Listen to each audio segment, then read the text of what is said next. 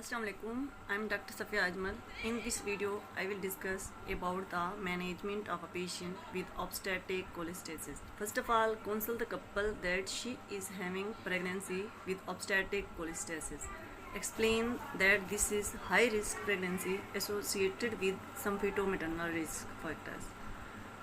Maternal risk factors include worsening pruritus, worsening of liver function test, deficiency of vitamin K and vitamin K dependent clotting factors that leads to deranged prothrombin time, risk of induction of labor in operative delivery that is almost 10 to 36%, and risk of postpartum hemorrhage that is 2 to 22%, risk of pregnancy induced hypertension and gestational diabetes mellitus, and risk of recurrence that is almost 76%.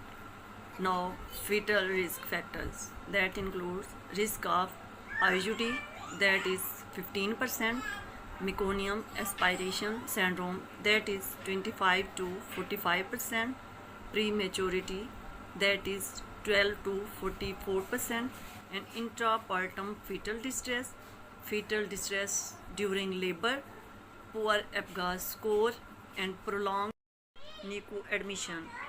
And after explaining the risk factors to the patient, your aim of management should be to take pregnancy as close to term as possible. And it depends on the bile acids. If bile acids are less than 19, that is normal. If bile acids are 19 to less than 439, that is mild. If 40 to less than 100, that are moderate, and if more than 100, then it is severe obstetric cholestasis. If findings are given, suppose between 40 to less than 100, then patient is with moderate obstetric cholestasis, and your aim of pregnancy should be to take pregnancy 38 to 39 weeks if feto-maternal condition remains satisfactory. After that, and also prescribed her emollients, antiemetics. Also start with tablet Urso 500 mg BD dose and give steroid prophylaxis. Monitor liver function tests and bile acids weekly. Monitor her fetal movements and advise her to report if decreased fetal movement.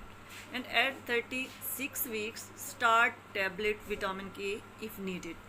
Also monitor blood pressure and blood sugar random for associated comorbidity like preeclampsia and gestational diabetes mellitus. And plan of delivery should be at 38 weeks. After that, observe for 24 hours for postpartum hemorrhage and advise for contraception. Repeat LFTs after 4 weeks.